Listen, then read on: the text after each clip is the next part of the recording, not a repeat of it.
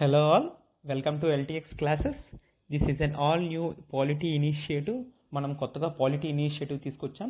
స్టూడెంట్స్కి ఎగ్జామ్స్ దగ్గరికి వస్తున్నాయి కదా, వాళ్ళ గురించి ఇంపార్టెంట్ కేసెస్ ఫర్ ఎగ్జామ్ అని చెప్పేసి కొత్త ఇనిషియేటివ్ తీసుకొచ్చాం.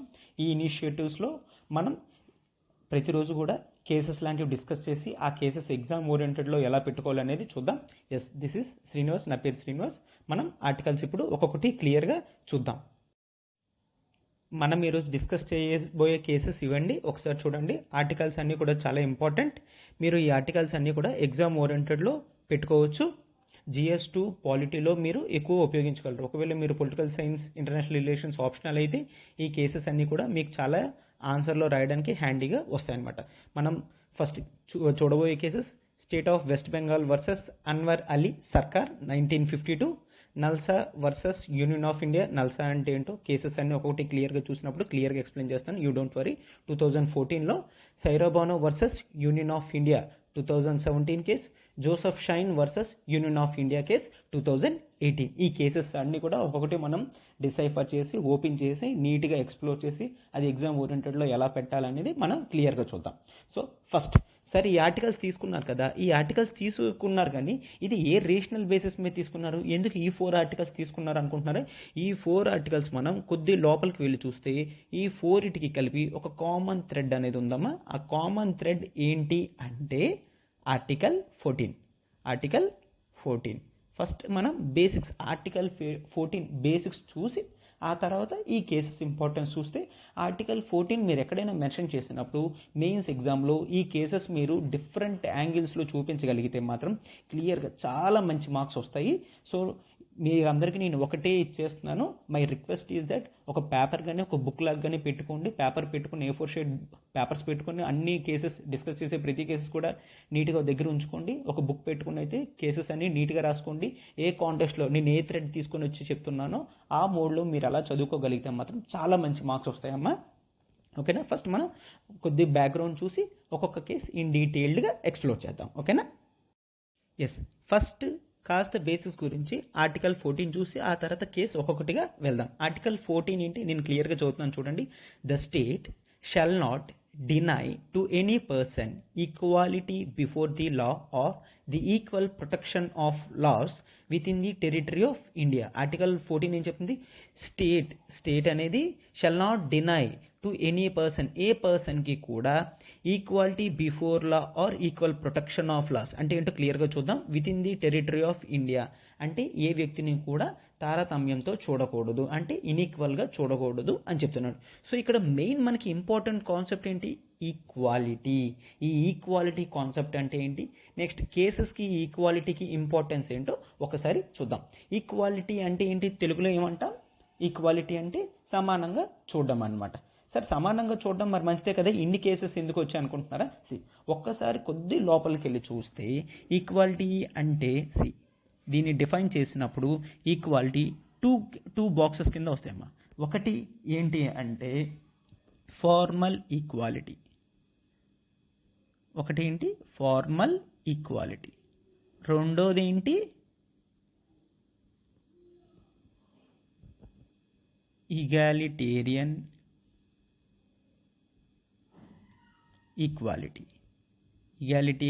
ఈక్వాలిటీ ఆర్ దీన్నే ప్రొపోర్షనల్ ఈక్వాలిటీ అని కూడా అంటాం. Proportional equality. ఓకేనా? ఒకటి క్లియర్గా చూద్దాం, యూ డోంట్ వరీ. ఫస్ట్ ఏంటి? ఈక్వాలిటీ అంటే ఏంటి? సమానత్వం. ఫార్మల్ ఈక్వాలిటీ అంటే ఏంటి? ఈగాలిటేరియన్ ఈక్వాలిటీ అంటే ఏంటో చూద్దాం. ఫార్మల్ ఈక్వాలిటీ అంటే అందరూ కూడా ఈక్వల్గా ఉండడం చూసేదాన్ని ఫార్మల్ ఈక్వాలిటీ అని అంటారనమాట. ఫార్మల్ ఈక్వాలిటీ అంటే ఏంటి? అందరూ కూడా సమానంగా ఉండడం చూసేదాన్ని ఫార్మల్ ఈక్వాలిటీ అంటారు. ఇప్పుడు ఎగ్జాంపుల్ చూడండి. ఎగ్జాంపుల్లో ABC అని 3 పర్సన్స్ ఉన్నారు. ఏ మంత్లీ 9,000 రూపీస్ ఎర్న్ చేస్తున్నాడు, బి మంత్లీ 10,000 రూపీస్ ఎర్న్ చేస్తున్నాడు, సి మంత్లీ 11,000 రూపీస్ ఎర్న్ చేస్తున్నాడు అనమాట. సో వీళ్ళ ఎర్నింగ్ కెపాసిటీస్ ఇలా ఉన్నాయి, 9,000, 10,000, 11,000. ఇక్కడ ఒక స్కూల్ ఉంది, ఈ స్కూల్ పేరు జెడ్ అనుకోండి. ఈ స్కూల్లో ఒక కండిషన్ పెట్టారనమాట. ఏంటి? ఫీజు అనేది 2,000 పే చేయగలిగిన వాళ్ళు మాత్రమే వాళ్ళ పిల్లల్ని పంపించండి అని. సో ఇక్కడ ఇన్కమ్స్ ఎంత ఉన్నప్పటికీ ఇక్కడ ఫీజు ఎంత ఉంది, 2000 ఉంది కదా, దీన్ని ఫార్మల్ ఈక్వాలిటీ అంటారనమాట. అంటే ఏంటి, ఎక్కువ ఉన్నది కదా అని ఎక్కువ, తక్కువ ఉన్నది కదా అని తక్కువ, ఇట్లా ఏం చూడట్లేదు. 2000 రూపీస్ ఫిక్స్డ్ ఫీజు పెట్టి పిల్లల్ని 2000 కడితేనే అడ్మిట్ చేసుకుంటాము అని జెడ్ స్కూల్ చెప్పింది కదా, దీన్ని ఫార్మల్ ఈక్వాలిటీ అని అంటారనమాట. సార్ మరి ఫార్మల్ ఈక్వాలిటీ కదా, మంచిదే కదా, సరిపోయింది కదా అంటే ఫార్మల్ ఈక్వాలిటీ కొంతవరకు మంచిదే, సరిపోద్ది. ఎప్పుడు ఈ ఇన్కమ్స్ చూసారా, 9000, 10,000, 11,000, ఇక్కడ డిఫరెన్స్ అంత ఏం లేదు. ఎందుకంటే 11,000కి 9,000కి డిఫరెన్స్ ఎంత, హార్డ్లీ 2,000, దట్ ఈస్ ఫైన్. కాకపోతే ఇప్పుడు చూడండి, సేమ్ అదే ఎగ్జాంపుల్లో ఏ 9,000 కాకుండా 3,000 మంత్లీ సంపాదిస్తున్నాడు, బి 10,000 సంపాదిస్తున్నాడు, సి 25,000 సంపాదిస్తున్నాడు అనుకోండి. ఇప్పుడు చూడండి, ఇక్కడ సేమ్ అదే 2,000 పెడితే బి కట్టగలడు, సి కట్టగలడు, కానీ ఏ కట్టలేడు. ఎందుకు, ఏకి మంత్లీ వచ్చేది 3,000, అందులో 2,000 పిల్లల స్టడీ గురించి ఎట్లా కట్టగలడు. సో ఇప్పుడు ఇక్కడ చూసారా, ఎప్పుడైతే సొసైటీ ఈక్వల్గా లేదో ఫార్మల్ ఈక్వాలిటీ అనేది సర్వైవల్లోకి రాదు, ఫార్మల్ ఈక్వాలిటీ అనేది అచీవ్ చెయ్యలేము అని చెప్పడం జరుగుతుంది అనమాట. ఇగాలిటేరియన్ ఈక్వాలిటీ అంటే ఏంటి, ఇగాలిటేరియన్ అంటే ఏంటి, సమానంగా చూడడం. ఇగాలిటేరియన్ కూడా సొసైటీని ఎలా చూడడం అంటే ఈక్వల్గా చూడడం కాదు. కొంత డిస్క్రిమినేషన్ ఇవ్వచ్చు, ఆ డిస్క్రిమినేషన్ ఎలా ఉండాలంటే ప్రొపోర్షనల్గా ఉండాలి అని. ప్రొపోర్షనల్ ఈక్వాలిటీ మెయింటైన్ చేయడానికి సొసైటీ కష్టపడాలి. ఎందుకు, సొసైటీలో ప్రజలందరూ ఒకలాగే లేరు, డిఫరెన్సెస్ ఉన్నాయి కాబట్టి ప్రొపోర్షనల్ ఈక్వాలిటీ ఆర్ ఇగాలిటేరియన్ ఈక్వాలిటీ రావాలని చూడండి. సేమ్ ఎగ్జాంపుల్, ఏ 3,000 సంపాదిస్తున్నాడు, బి 10,000 సంపాదిస్తున్నాడు, సి 25,000 సంపాదిస్తున్నాడు. జెడ్ ఏం చెప్పింది, ఓకే 2,000 పెట్టను, కాకపోతే ప్రతి ఒక్కరు కూడా వాళ్ళ ఇన్కంలో 10% ఫీజుగా కట్టండి అని చెప్పింది అనుకోండి. 10% ఫీజుగా కట్టమంటే అప్పుడు 3,000లో ఫీజు ఎంతమ్మా, 3,000లో 10% ఎంత, ఏ 300 కడితే సరిపోతుంది, బి 1000 కడితే సరిపోతుంది, సి 2,500 కడితే సరిపోతుంది అనమాట. కాకపోతే ఇక్కడ చూడండి, అదేంటి సార్ మరి 3,000, 1,000, 2,500 ఇది డిస్క్రిమినేషన్ కాదా, ఇది డిస్క్రిమినేషనే, కాకపోతే దీన్ని పాజిటివ్ డిస్క్రిమినేషన్ అంటాం. ఇలా అచీవ్ చేయగలిగితే దాన్ని మనం ప్రొపోర్షనల్ ఈక్వాలిటీ అంటాం. ఎందుకు, వీళ్ళ ఇన్కమ్ సమానంగా లేనప్పుడు వాళ్ళు స్కూల్ గురించి కట్టి ఫీజు కూడా సమానంగా ఉండాల్సిన అవసరం లేదు.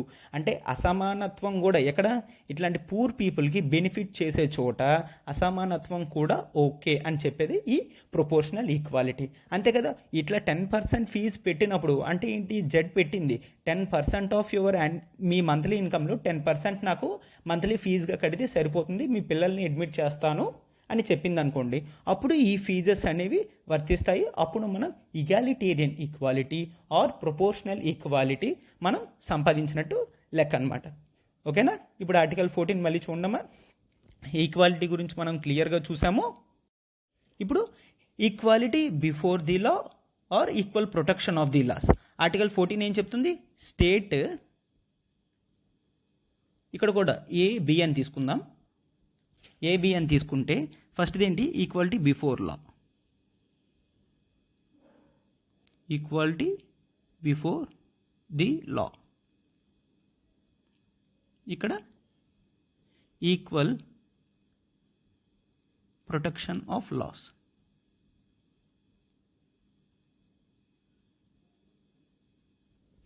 ఈక్వాలిటీ బిఫోర్ లా అంటే ఏంటి, అందరూ కూడా సమానమే.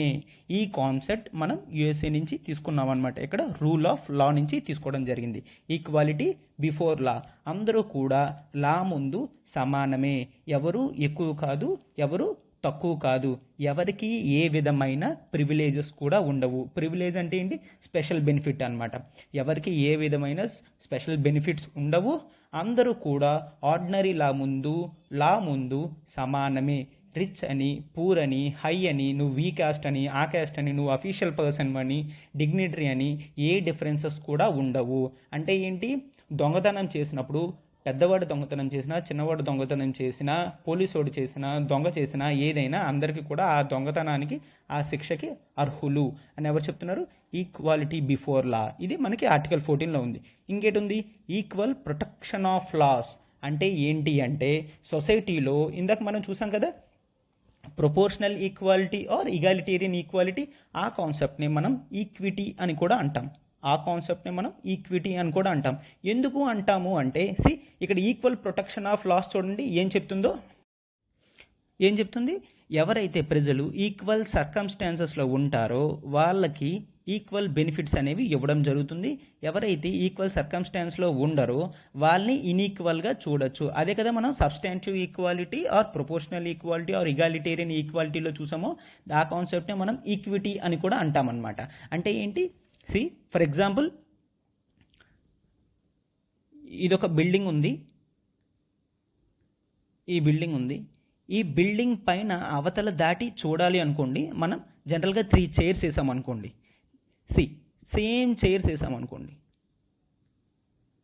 సేమ్ చైర్స్ వేసి ఒకవేళ ఒక ఇంత హైట్ ఉన్న పర్సన్ చూసారనుకోండి, ఇది ఈక్వాలిటీ అనమాట. ఇప్పుడు ఏంటి, ఇక్కడ మధ్యలో ఉన్న వ్యక్తికి అవతల సైడ్ ఏముందో కనిపించదు, ఈ వ్యక్తికి చాలా క్లియర్గా కనిపిస్తుంది.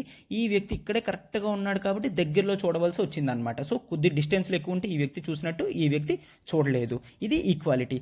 ఇక్కడ ఈక్విటీ పరంగా చూడాలి అనుకుంటే వీటిని మనం నేమ్ చేద్దాం ఏబిసి అని. చూడండి సేమ్ గోడ ఉంది అక్కడ. బెంచెస్ ఇప్పుడు ఎలా వేయాలి అంటే ఇక్కడ ఏదైతే ఏ బెంచ్ ఉందో ఏ బెంచ్ని కొద్దిగా కట్ చేసి బికి మనం కొద్దిగా పెద్ద బెంచ్ వేయాలన్నమాట.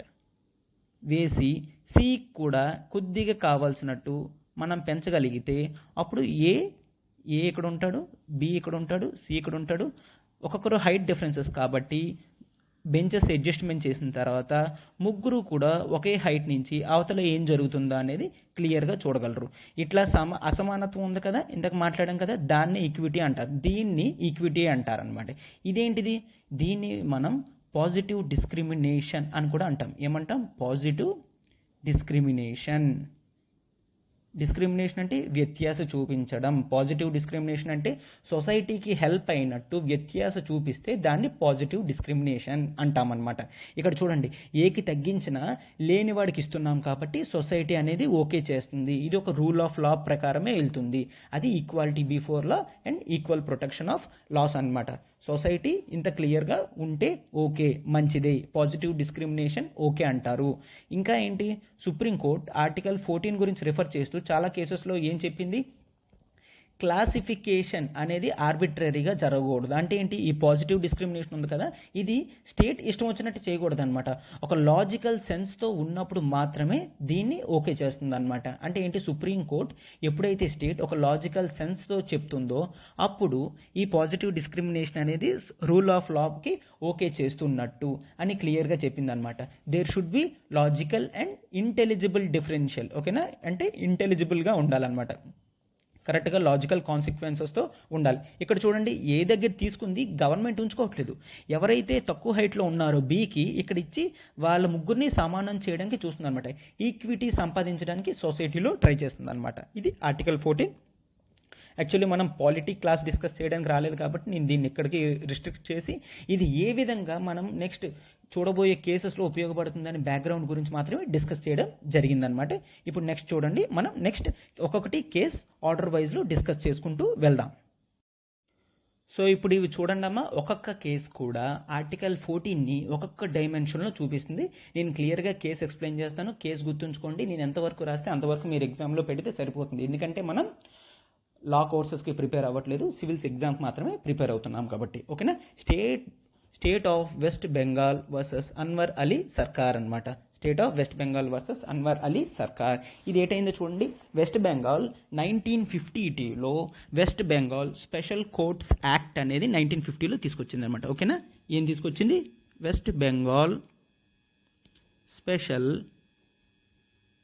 Courts act. West Bengal special courts act 1950 తీసుకొచ్చింది. West Bengal special courts act 1950 తీసుకొచ్చింది. ఈ యాక్ట్ ప్రకారంగా ఏంటి అంటే స్టేట్ ఎగ్జిక్యూటివ్ డిసైడ్ చేసింది. ఏం డిసైడ్ చేసింది, మనకేంటి జ్యుడిషియరీ, ఇంటిగ్రేటెడ్ జ్యుడిషియరీలో ప్రతి స్టేట్కి కూడా ఒక హైకోర్టు అనేది ఉంటుందన్నమాట. కాకపోతే హైకోర్టులో బర్డెన్ పెరిగిపోవడం, ఎక్కువ కేసెస్ పెరిగిపోవడం, ఇంపార్టెంట్ కేసెస్ ఫాస్ట్గా రిజాల్వ్ చేయాలన్న ఉద్దేశంతో వెస్ట్ బెంగాల్ ఏం తీసుకొచ్చింది, ఒక స్పెషల్ కోర్ట్ తీసుకొచ్చింది. ఒక స్పెషల్ కోర్ట్ అనమాట. ఇది ఎస్సీ అంటే ఒక ఎస్పీసీ అని పెడతాను, క్లియర్గా ఉంటుంది. ఒక స్పెషల్ కోర్ట్ని తీసుకొచ్చింది. ఏంటి, స్టేట్ గవర్నమెంట్ చెప్తుంది ఏ కేసెస్ స్పెషల్ కోర్టులోకి వెళ్ళి ఫాస్ట్గా రిజాల్వ్ అవ్వాలని. సరే ఇది మంచిదే కదా, మరి కేసు ఎందుకు వచ్చింది? మంచిదే, కాకపోతే ఏమొచ్చిందో చూడండి. 1952లో కేసు వేశారు. ఎవరు? అన్వర్ అలీ సర్కార్ వాళ్ళు కేసు వేశారనమాట. ఏంటని ఇక్కడ చూడండి, కేస్ ఎవరు ఏ కోర్టులోకి వెళ్ళాలని ఎవరు డిసైడ్ చేస్తున్నారమ్మా? స్టేట్ డిసైడ్ చేస్తుంది. ఇక్కడ స్టేట్ అంటే ఎవరు? గవర్నమెంట్. ఎవరైతే పొజిషన్లో ఉన్నారో ఆ గవర్నమెంట్ డిసైడ్ చేస్తుంది. ఒకవేళ గవర్నమెంట్ మీద కేసు వస్తే అర్థమవుతుందా? ఇప్పుడు హైకోర్టులో ప్రతి కేసు వెళ్తే హైకోర్టు గవర్నమెంట్ని కానీ పీపుల్ని కానీ ఒకలాగే చూసి జడ్జిమెంట్ ఇస్తుంది. ఇప్పుడు ఈ స్పెషల్ కోర్ట్స్ ఎవరి చేత ఎన్నుకోబడింది? గవర్నమెంట్ దీన్ని డిసైడ్ చేస్తుంది. వాళ్ళకి శాలరీస్ కానీ అవన్నీ గవర్నమెంట్ డిసైడ్ చేస్తుంది. అపాయింట్మెంట్స్ కూడా గవర్నమెంట్ చేస్తుంది. ఒకవేళ గవర్నమెంట్కి ఆపోజిట్గా వచ్చిన కేసెస్ స్పెషల్ కోర్ట్స్కి పంపించామనుకోండి, స్పెషల్ కోర్ట్స్ ఇన్ జనరల్గా ఎవరికి ఫేవరబుల్గానే ఉంటారు? గవర్నమెంట్కే ఫేవరబుల్గా ఉంటుంది. అప్పుడు నార్మల్ పీపుల్ లాస్లోకి వెళ్తారు. అందుకు దీన్నే ఏమన్నారు అంటే ఆర్బిట్రరీ డెలిగేషన్ ఆఫ్ కేసెస్ అని అంటారనమాట.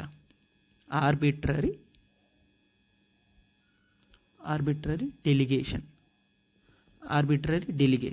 డెలిగేషన్ అంటే ఏంటి? ఒక ఎగ్జిక్యూటివ్ బాడీ మరో ఎగ్జిక్యూటివ్ బాడీకి కానీ జ్యుడిషియరీ బాడీకి కానీ లెజిస్లేటివ్ బాడీకి కానీ ఒక పవర్ని ఇస్తే దాన్ని డెలిగేషన్ అంటారనమాట. డెలిగేషన్ అంటే ఏంటి? ఒక బాడీ ఇంకొక బాడీకి పవర్స్ ఇస్తే, ఓకే ఈ పవర్ నీకు ఇస్తున్నాను నువ్వు చెయ్యు అని చెప్తే దాన్ని డెలిగేషన్ అని అంటాం అనమాట. ఏ విధంగా జరిగింది ఇక్కడ?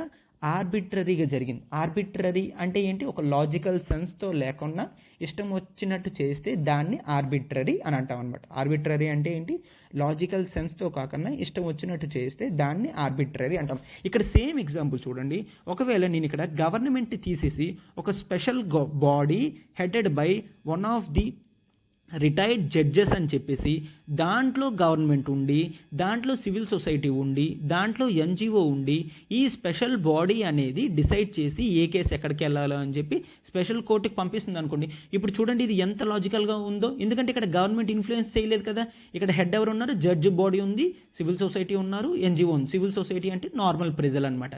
వీళ్ళు అంటే నార్మల్ ప్రజలు అంటే ఇక్కడ ఎవరికైతే జ్యుడిషియరీ మీద అవగాహన ఉందో అవి వాళ్ళు పార్టిసిపేట్ చేసి ఇట్లాంటి బాడీ ఒకవేళ క్రియేట్ చేసి ఉండి ఆ స్పెషల్ కోర్ట్స్ పంపిస్తే అప్పుడు దీన్ని ఆర్బిట్రరీ డెలిగేషన్ అని అనరు. గవర్నమెంట్ ఎవరి సహాయం తీసుకోకుండా ఎవరి సలహాలు తీసుకోకుండా నార్మల్గా తనకి ఇష్టం వచ్చినట్టు, ఓకే ఈ కేసు వచ్చింది నువ్వు హైకోర్టుకి వెళ్ళు, ఈ కేసు వచ్చింది నువ్వు స్పెషల్ కోర్టుకి వెళ్ళు, ఓకే దీనికి ఫేవరబుల్గా వస్తుంది అంటే స్పెషల్ కోర్టుకి పంపిస్తారు. దీనికి ఫేవరబుల్గా రావట్లేదు అని అనుకోండి హైకోర్టుకి పంపిస్తారు. ఎందుకు? హైకోర్టులో చాలా ఎక్కువ కేసెస్ ఉంటాయి, డిలే అయిపోవచ్చు. ఒకవేళ ఇది మంచిగానే చేసింది అనుకోండి హైకోర్టుకి పంపిస్తారు. ఎందుకు? హైకోర్టు దగ్గర మంచి మార్కులు కొట్టేయడానికి అనమాట. ఇలా చేస్తుంది ఏంటిది? West Bengal special courts act 1950. So ఇక్కడ ఏం దెబ్బతింటుందమ్మా? ఆర్టికల్ 14. సరే ఎలా సార్ ఆర్టికల్ 14 దెబ్బతింటుంది? ఆర్టికల్ 14 అంటే ఏంటి? అందరూ కూడా సమానంగానే కదా. ఇక్కడ ఏం మిస్ అయింది? లాజికల్గా లేకన్నా ఆర్బిట్రరీ డెలిగేషన్. మనం ఆర్టికల్ 14 ఇందాక డిస్కస్ చేసినప్పుడు క్లియర్గా చూసాం. ఒకవేళ ఏదైనా క్లాసిఫికేషన్ కానీ ఆర్బిట్రరీగా కాకుండా ఇంటెలిజిబుల్గా ఉంటే అది ఆర్టికల్ 14 సుప్రీంకోర్టు యాక్సెప్ట్ చేస్తుంది అని చెప్పాం. కాకపోతే ఇక్కడ ఏంటి? ఆర్బిట్రరీ డెలిగేషన్ జరుగుతుంది అనమాట. కేసెస్ ఎలా ఇస్తుంది? ఆర్బిట్రరీగా ఒక లాజికల్ సెన్స్ లేకనే ఇస్తుంది. So it violates article 14. ఓకేనా? నెక్స్ట్ చూడండి, NALSA versus union of India. NALSA అంటే ఏంటి? National legal services authority versus union of India case 2014. ఈ కేసు ఇంపార్టెన్స్ ఏంటి అంటే అందరూ కూడా ఈ కేసుని నార్మల్గా చూస్తారు. కాకపోతే మనం ఒక న్యూ యాంగిల్లో ఎగ్జామ్ ఓరియంటెడ్లో చూద్దాం. ఈ ఆర్టికల్ 14 ఏదైతే ఉందో అది ఇక్కడ చాలా యూజ్ అయిందనమాట. జనరల్గా ఆర్టికల్ 14 ఏం చెప్తాం? స్టేట్ షెల్ నాట్ డిస్క్రిమినేట్ అంటున్నాం కదా. State shall not discriminate, everyone is equal before law అని అంటాం. ఎవ్రీవన్ అంటే మనం ఏం చెప్తాం? పీపుల్ అంటాం. పీపుల్ అంటే జనరల్గా మీరు ఏ జెండర్స్ చెప్తారు? సార్ పీపుల్ అంటే ఎవరు? మేల్ అండ్ ఫీమేల్ అని మాత్రమే అంటాం, అంతే కదా. సో నల్సా కేసు వేసిన తర్వాత నల్సా వర్సెస్ యూనియన్ ఆఫ్ ఇండియాలో ఏం చెప్పడం జరిగింది? మేల్ ఫీమేల్ మాత్రమే కాదు, there exist some third gender. ఈ థర్డ్ జెండర్ కూడా ఎక్కడెక్కడైతే కాన్స్టిట్యూషన్లో ఎవ్రీవన్ ఆల్ అని రాసిందో ఈ థర్డ్ జెండర్ కూడా దానికి సమాన హక్కులు అని చెప్పింది అనమాట. ఈ థర్డ్ జెండర్నే సుప్రీంకోర్టు న్యూట్రల్ జెండర్ అని కూడా ఇక్కడే చెప్పింది. సో ఇది చాలా ఇంపార్టెంట్. ఇవి మీరు ఎగ్జాంపుల్లో మెన్షన్ చేస్తే మీకు ఎక్కువ మార్క్స్ పడతాయి. సార్ నల్సా అంటే ఏంటి అని అడుగుతారా? నల్సా అంటే ఇదొక స్టాట్యూటరీ బాడీ అంటే ఏంటి? ఒక యాక్ట్తో పుట్టి వస్తే దాన్ని స్టాట్యూటరీ బాడీ అని అంటాం. ఓకేనా? ఇదొక స్టాట్యూటరీ బాడీ అనమాట. అంతకన్నా ఇంకా మనం చూడాల్సిన అవసరం లేదు. నల్సా వర్సెస్ యూనియన్ ఆఫ్ ఇండియాలో ఏం చెప్తున్నారు? సుప్రీంకోర్టు ఎవ్రీ వన్ అని ఎక్కడైనా మెన్షన్ చేస్తే అక్కడ మేల్ ఫీమేల్ మాత్రమే కాదు, థర్డ్ జెండర్, న్యూట్రల్ జెండర్ కూడా వస్తారు. సో ఏమైతే మేల్కి ఫీమేల్కి హక్కులు ఉన్నాయో అవన్నీ కూడా థర్డ్ జెండర్కి కూడా ఉంటుంది అని ఆర్టికల్ 14లో క్లియర్గా చెప్పబడడం జరిగిందనమాట. ఇప్పుడు మనం నెక్స్ట్ చూద్దాం. నెక్స్ట్ కేసు ఏంటి? Saira Bano versus union of India 2017 case. ఇది చూడండి 2017లోనే జరిగింది. ఇది మెయిన్ ఇష్యూ ఏంటంటే ట్రిపుల్ తలాక్ అనే కాన్సెప్ట్ ముస్లిమ్స్లో ఉంటుంది. ఈ ట్రిపుల్ తలాక్ కాన్సెప్ట్ ఏంటి అంటే ముస్లిం మేల్స్ ఫీమేల్స్కి తలాక్ అని 3 times చెప్తే ఇట్ మెంట్ టు డైవర్స్ తీసుకున్నట్టు లెక్క అనమాట. ఇది చూడండి ఎంత ఆర్బిట్రరీగా ఉందో. ఇది ఒక రిలీజియన్కి సంబంధించింది. నేను ఆ రిలీజియన్ ఏమీ అనట్లేదు, జస్ట్ మనం కేసు గురించి మాత్రమే, కేసులో ఏ విధంగా చెప్పారు మాత్రమే డిస్కస్ చేస్తున్నాను. ఒక ఫీమేల్ మేల్ని నమ్ముకొని వచ్చి మ్యారేజ్ చేసుకున్న తర్వాత ఇలాంటి ఆర్బిట్రరీగా చెప్పింది అనుకోండి. ఇప్పుడు ఇక్కడ ఎవరు చెప్పగలరమ్మా? మేల్ మాత్రమే ఫీమేల్కి చెప్పగలరు. ఫీమేల్ ఎప్పుడు కూడా మేల్స్కి ట్రిపుల్ తలాక్ అనేది చెప్పలేరనమాట. ట్రిపుల్ తలాక్, ఇదే triple talaq, instant triple talaq. 2 types of triple talaqs ఉన్నాయి. నార్మల్ ట్రిపుల్ తలాక్ అంటే కొంత టైం గ్యాప్లో చెప్పేది, ఇన్స్టాంట్ ట్రిపుల్ తలాక్. దీన్ని తలాక్ ఏ బిద్దత్ అంటారు, అది మనకు అవసరం లేదు, జనరల్గా కాన్సెప్ట్ గురించి చెప్తున్నాను. ఇన్స్టాంట్ ట్రిపుల్ తలాక్లు ఏంటి?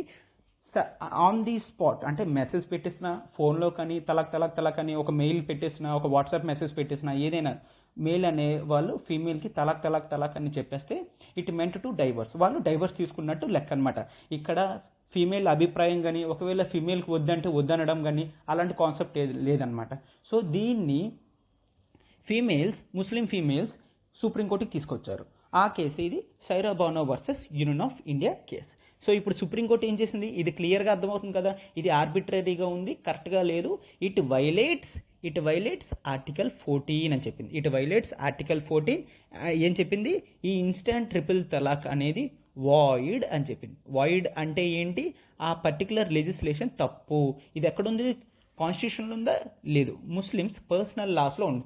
ముస్లిం పర్సనల్ లాస్లో ఏదైతే ఇన్స్టాంట్ ట్రిపుల్ తలాక్ ఉందో అది తప్పు కొట్టేయండి అని చెప్పింది సుప్రీంకోర్టు. అది వాయిడ్ అని చెప్పేసింది అనమాట. ఇది చెప్పి ఏం చెప్పింది? ఇలాంటి వాటి వల్ల మనం జెండర్ జస్టిస్, జెండర్ ఈక్వాలిటీ, ఇది రాసుకుంటామా, ఇది చాలా ఇంపార్టెంట్. ఈ 3 words కూడా ఖచ్చితంగా ఎగ్జామ్లో పడాలి. ఈ కేసు పెట్టినప్పుడు ఖచ్చితంగా మనం రాయాలన్నమాట. ఓకేనా? Gender justice, gender equality and gender equity. ఓకేనా? ఇక్కడ ఎలాగ జెండర్ అని రాశానని తీసేసాను. ఓకేనా? Gender justice, gender equality, gender equity, ఈ 3 కూడా దెబ్బతింటున్నాయి అని చెప్తుంది అనమాట. జెండర్ జస్టిస్లో ఏంటమ్మా? మేల్స్ ఫీమేల్స్ మధ్య డిఫరెన్సెస్ ఉండకూడదు. ప్రతి జెండర్ అంటే ఇక్కడ ఏంటి? నల్సా కేసు ప్రకారంగా చూస్తే ఆల్ 3 genders కూడా జస్టిస్ అనేది ఈక్వల్గా ఉండాలి. జెండర్ ఈక్వాలిటీ అంటే ఏంటి? మేల్ ఎక్కువ ఫీమేల్ తక్కువ, ఇది ప్యాట్రియార్కల్ మైండ్ సెట్ కాదు కదా, అందుకనేసి మేల్స్ ఫీమేల్స్ థర్డ్ జెండర్ ముగ్గురు ఈక్వల్గా. జెండర్ ఈక్వాలిటీ అంటే ఏంటమ్మా? ఎవరైతే తక్కువ స్టేజ్లో ఉన్నారో వాళ్ళకి కొద్దిగా అడ్వాంటేజ్ ఇవ్వడం అనమాట. ఏంటి? ఇప్పుడు థర్డ్ జెండర్ ఉందనుకోండి, వాళ్ళకి కొద్దిగా అడ్వాంటేజ్ ఇవ్వడం. ఫీమేల్స్ ఉన్నారనుకోండి, ఫీమేల్స్కి కొద్దిగా పాజిటివ్ అడ్వాంటేజెస్ ఇచ్చి మేల్స్తో ఈక్వల్గా చేయడం అనమాట. ఇలాంటి వాటిని జెండర్ ఈక్విటీ అంటారు. సో సైరా బానో కేసు వచ్చినప్పుడు ఈ కేసుని ఇన్స్టెంట్ ట్రిపుల్ తలాక్ వాయిడ్ చేసింది సుప్రీంకోర్టు అని చెప్పి ఇలా చేస్తే it ensures gender justice, gender equality, gender equity అని రాస్తే మనకి చక్కగా మార్క్స్ అనేవి వస్తాయి అనమాట. సో ఇప్పుడు చూసారా నేను ఆర్టికల్ 14 ఎన్ని డైమెన్షన్స్ తీసుకొచ్చానో. ఇక్కడ ఏంటి? గవర్నమెంట్ అండ్ ఆర్బిట్రరీ డెలిగేషన్ తీసుకొచ్చాను. ఇక్కడ ఏం చేశాను? థర్డ్ జెండర్ని మిగిలిన జెండర్స్తో ఈక్వల్ చేయాలని చెప్పి ఆర్టికల్ 14 ఈ వింగ్లో తీసుకొచ్చాను. ఇక్కడ ఏంటి? ఒక రిలీజియస్ పర్స్పెక్టివ్లో ఎక్కడైనా డిఫరెన్సెస్ ఉంటే ఎట్లా ఆర్టికల్ 14ని వైలేట్ చేస్తుందో తీసుకొచ్చి అక్కడ ఏం కావాలో అనేది మనం డిస్కస్ చేస్తాం. ఇట్లాగా మల్టీ డైమెన్షనల్గా మీరు ఆన్సర్ రాయగలిగితే మాత్రం మనకి చాలా మంచి మార్క్స్ అనేవి వస్తాయి. ఇప్పుడు మనం last article of the day చూద్దాం. అది Joseph Shine versus union of India 2018 case. ఇది కొద్దిగా ఇంపార్టెంట్, ఇది జాగ్రత్తగా అబ్జర్వ్ చేయండి. దీంట్లో మనం ఆర్టికల్ 14ని ఎలా తీసుకొస్తామో చూద్దాం. ఈ జోసెఫ్సైన్ కేసులో ఏమైంది అంటే జనరల్గా సుప్రీంకోర్టు డీక్రిమినలైజ్డ్ అడల్టరీ ఫస్ట్ అడల్టరీ అంటే ఏంటో చూద్దాం. అడల్టరీ అంటే ఏంటి, ఎక్కడ మెన్షన్ చేసింది అంటే అడల్టరీని section 497 of IPC and section 198 of CrPC. Okay, Indian penal code section 497, criminal procedure code section 198లో అడల్టరీ గురించి మెన్షన్ చేస్తుంది. సార్ ఫస్ట్ అడల్టరీ అంటే ఏంటి, అడల్టరీ అంటే ఏంటో క్లియర్గా చూద్దాం. సి, 2 ఫ్యామిలీస్ ఉన్నాయి. ఒక ఫ్యామిలీ ఏ, బి. ఏ అనేవాడు మేల్, బి అనేవాళ్ళు ఫీమేల్. ఓకేనా, ఇంకో ఫ్యామిలీ ఉంది సి, డి. సి అనేవాళ్ళు మేల్, డి అనేవాళ్ళు ఫీమేల్ అనమాట. ఓకేనా, 2 ఫ్యామిలీస్ ఉన్నాయి, A, B, C, D. A male, B female, C male, D female అనమాట. ఇక్కడ అడల్టరీ ఏం చెప్తున్నారంటే సి ఒకవేళ బితో ఎక్స్ట్రా మెరైటల్ రిలేషన్, ఓకేనా, ఎక్స్ట్రా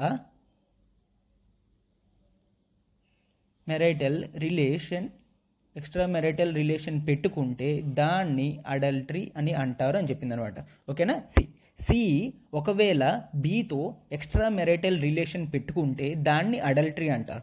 ఇది అడల్టరీ కాకుండా కూడా అవుతుంది ఎప్పుడు, ఒకవేళ ఏ ఒప్పుకుంటే. దీన్ని ఏమన్నారు, ఏ కన్నివ్యాన్స్ అంటే మీనింగ్ ఏంటమ్మా, ఒప్పుకోవడం అనమాట. సార్ ఎందుకు ఈ వర్డ్ చెప్పారంటే దాంట్లో క్లియర్గా రాసింది కాబట్టి, సెక్షన్ 497లో క్లియర్గా రాసింది కాబట్టి. ఎక్కడైనా లెజిస్లేషన్స్లో ఇలాంటి వర్డ్స్ ఉంటే దాన్ని క్లియర్గా మీరు కూడా వాడండి, మీకు ఎక్కువ మార్క్స్ వచ్చే ఛాన్సెస్ ఉంటాయి. ఓకేనా, సెక్షన్ ఒకవేళ ఏ ఒప్పుకుంటే, ఏంటి ఒప్పుకుంటే, బీసీ రిలేషన్లో ఉండడానికి ఏ ఒప్పుకుంటే అప్పుడు అది అడల్టరీ కాదంట, అప్పుడు అది ఓకే అంట, అది రేపు కాదు, అడల్టరీ కాదంట ఏ ఒప్పుకుంటే. ఒకవేళ ఏ ఒప్పుకోలేకపోతే బీసీ ఎక్స్ట్రా మెరైటల్ రిలేషన్ చేస్తే అది చాలా తప్పు అనమాట. ఓకేనా, ఇప్పుడు చూడండి ఇక్కడ మనం అర్థం చేసుకోవాల్సింది ఏంటి, ఒకవేళ బీకి యాక్సెప్టెన్స్ ఉండి ఏకి యాక్సెప్ట్ లేకన్నా సితో మెయింటైన్ చేస్తే అది అడల్టరీయే కాదా, ఎస్ అది అడల్టరీ. కాకపోతే ఇక్కడ బి తన ఇండివిజువల్ రైట్స్ దెబ్బతింటున్నాయి కదా, తన ఇండివిజువల్ రైట్స్ అనేవి దెబ్బతింటున్నాయి, sir extra marital relation illegal కదా. ఎక్స్ట్రా మెరైటల్ రిలేషన్ ఇల్లీగలే, కాకపోతే సుప్రీంకోర్టు ఏం చెప్పింది, ఈ క్లాజెస్ ఏవైతే మెన్షన్ చేసి ఉన్నాయో అది తప్పుగా చూపిస్తున్నాయని చెప్తుంది. ఇప్పుడు ఏంటి, ఏకి ఓకే అయితే బీకి ఓకే, ఏకి ఓకే అయ్యి బీకి ఓకే కాకపోతే అప్పుడు కూడా సి బీతో ఎక్స్ట్రా మెరైటల్ రిలేషన్ చేస్తే దాన్ని అడల్టరీ అంటారంట. అంటే ఇక్కడ చూడండి, ఇక్కడ ఈ ఫిమేల్ ఇండివిజువల్ రైట్స్ పోతున్నాయి కదా, బీకి యాక్సెప్టెన్స్ లేకన్నా సి రిలేషన్స్ మెయింటైన్ చేస్తే ఏ ఓకే అంటే అది ఓకే, అంతేగాని బీకి ఓకే అయ్యి ఏకి ఓకే కాకపోతే అది అడల్టరీ అంటున్నారు. ఓకేనా, అర్థమైందా? అదే చూడండి, ఇప్పుడు ఒకవేళ వీళ్ళిద్దరూ రిలేషన్ మెయింటైన్ చేస్తున్నట్టు డీకి తెలిసింది, సి వాళ్ళ వైఫ్ తెలిసింది అనుకోండి, తిను పోలీస్ స్టేషన్కి వెళ్ళి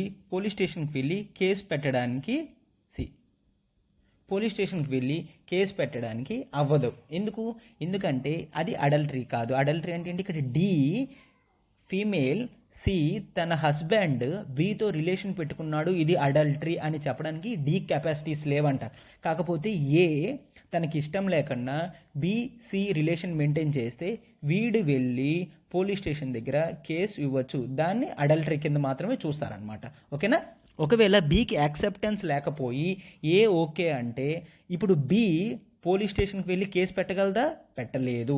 అది కావాలంటే తను రేప్ కింద పెట్టచ్చు, కానీ తను అడల్టరీ కింద పెట్టలేదు. ఇప్పుడు ఇక్కడ రేప్ అని చెప్పారనుకోండి, బి చెప్పింది అనుకోండి, నాకు ఇష్టం లేకన్నా సి రేప్ చేశాడని, సి చెప్తాడు ఏంటి, ఏకి ఓకే మా ఇద్దరు రిలేషన్, బికి మాత్రమే ఓకే కాదు అంటే అది అడల్టరీ కింద ట్రీట్ చెయ్యరు. ఓకేనా, ఈ ఇష్యూ అంతా అర్థమైంది అని నేను అనుకుంటున్నాను అనమాట. క్లియర్ కదా? ఇక్కడ ఏంటి, బి ఇండివిజువల్ రైట్స్ దెబ్బతింటున్నాయి, కాకపోతే గవర్నమెంట్ దీనికి ఓకే చెప్పట్లేదు అనమాట. ఎందుకు గవర్నమెంట్ ఓకే చెప్పట్లేదు ఎందుకు అంటే, నేనేం చెప్పాను, ఇక్కడ యాక్చువల్లీ సుప్రీంకోర్టు డీక్రిమినలైజ్ చేసింది అనమాట. డీక్రిమినలైజ్ అంటే ఏంటి, ఈ సెక్షన్ని ఇది యాక్చువల్లీ ఇది క్రిమినల్ కేసు అనమాట. ఇది ఒక క్రిమినల్ కేసు. డీక్రిమినలైజ్ చేసిందంటే ఇప్పుడు ఇది డీక్రిమినలైజ్ చేయడం వల్ల ఇది క్రిమినల్ కేసు కాదు, ఇది ఒక సివిల్ కేసు, సివిల్ ఒఫెన్స్ అని చెప్పేసి చెప్పడం జరిగిందనమాట. ఏంటి జనరల్గా గవర్నమెంట్ ఉద్దేశం ఏంటి, ఇది సీక్రెట్ రిలేషన్, మ్యారేజ్ అనే సీక్రెట్ రిలేషన్కి దెబ్బ తీస్తుంది కదా డీక్రిమినలైజ్ చేస్తే అని సుప్రీంకోర్టుకి ఎవరు చెప్పారు, సెంట్రల్ గవర్నమెంట్ అనేది చెప్పడం జరిగిందనమాట. కాకపోతే సుప్రీంకోర్టు ఇటువంటి ఈ అడల్టరీ కేసుని డీక్రిమినలైజ్ చేసి నార్మల్గా చేసింది. సెక్షన్ 498 బిని వాయిడ్ చేసింది అనమాట. ఓకేనా సార్, సెక్షన్ 497ని క్యాన్సిల్ చేసిందంటే సెక్షన్ 497ని క్యాన్సిల్ చేయలేదు, దాన్ని డీక్రిమినలైజ్ చేసింది. ఇప్పటికీ అడల్టరీ కేసు ఉందంటే ఎస్, అడల్టరీ కేసు ఉంది, కాకపోతే ఇప్పటికి ఇది సివిల్ కేసు అనమాట, క్రిమినల్ కేసు కాదు, క్రిమినల్ ఆఫెన్స్ కాదు. సెక్షన్ 498 మాత్రమే వాయిడ్ చేసింది. సెక్షన్ 498 ఏంటి? Criminal procedure. ఈ ప్రొసీజర్ ఏదైతే ఉందో, ఎవరు కోర్టుకి వెళ్ళొచ్చు, ఎవరు చెప్పొచ్చు అని ఉందో ఆ ప్రొసీజర్ని క్యాన్సిల్ చేసి, ఎందుకు ఇక్కడ బి వెళ్ళకూడదంటే, డి వెళ్ళకూడదంటే ఏ వెళ్ళొచ్చు, సి వెళ్ళొచ్చు, అట్లాగా ఉన్నప్పుడు ఇది బి ఇండివిజువల్ రైట్స్ దెబ్బతీస్తుంది కదా. సో అది ప్లస్ ఇంకా చూడండి, ఏకి ఇష్టం లేదు, బీకి ఓకే, బీసీ మెయింటైన్ చేసుకున్నప్పుడు ఏ ప్రాబ్లం ఏంటి అని సుప్రీంకోర్టు చెప్తుంది అనమాట. ఎందుకంటే అల్టిమేట్గా ఇండివిజువల్ రైట్స్ అనేవి చాలా ఇంపార్టెంట్ అని సుప్రీంకోర్టు చెప్పడం జరిగింది. ఇది total all about adultery case అనమాట. దీంట్లో సుప్రీంకోర్టు డీక్రిమినలైజ్ చేసింది అడల్టరీ. సార్ ఇక్కడ సెక్షన్ 14 ఎక్కడ సార్ దెబ్బతిన్నదంటే, సెక్షన్ 14 ఏంటమ్మా? ఈక్వాలిటీ బిఫోర్ లాయే కదా. ఇక్కడ ఏంటి? ప్యాట్రియార్కల్ మైండ్ సెట్తో ఏ ఓకే చేస్తే బి ఓకే చేయకపోయినా పర్వాలేదని చెప్తున్నాం కదా, అలాంటివి తప్పు అని ఆర్టికల్ 14, సెక్షన్ 14 అంటే ఇక్కడ నా ఉద్దేశం ఆర్టికల్ 14. ఓకేనా, ఆర్టికల్ 14ని ఈ కాంటెక్స్ట్లో మనం తీసుకురావడం జరిగిందనమాట. Joseph Shine versus union of India case. ఈ 4 ఆర్టికల్స్ కూడా మీరు ఒక దగ్గర రాసుకొని ఎగ్జామ్ వచ్చినప్పుడు వీటిని నీట్గా మీరు అప్లై చేసి రాయగలిగితే, ఎగ్జామ్లో మీరు ఇదంతా మెన్షన్ చేయాల్సిన అవసరం ఉండదు. సింపుల్గా Joseph Shine versus union of India case రాసేసి it decriminalised adultery of section 497 IPC and void section 198 of CrPC అని రాస్తే చాలు, మీకు మార్క్స్ వస్తాయి. ఎందుకంటే ఆ మాత్రం నాలెడ్జ్ లేకుండా మీరు అది రాస్తారు అని ఎవరు కూడా ఎక్స్పెక్ట్ చేయరు. ఓకేనా, సో ఈ కేసెస్ అన్ని జాగ్రత్తగా ఉండండి. ఈ సిరీస్ అనేవి మీరు ఫాలో చేయండి. Please do like and share. మీ ఎగ్జామ్ ఓరియంటేషన్ పర్పస్లో మేము తీసుకురావడం జరిగింది. మీ ఎగ్జామ్కి ఇవి మీరు ఎక్కువ మార్క్స్ స్కోర్ చేయడానికి మేము హెల్ప్ చేస్తున్నాం కాబట్టి మా ఎఫర్ట్స్ని మీరు యాక్సెప్ట్ చేయండి. Please try to subscribe and do share this video to fellow aspirants. Me fellow aspirants కూడా మీరు షేర్ చేయగలిగితే వాళ్ళు కూడా కొంత నాలెడ్జ్ అనేది గెయిన్ చేయగలుగుతారు కదా. Yes, thank you.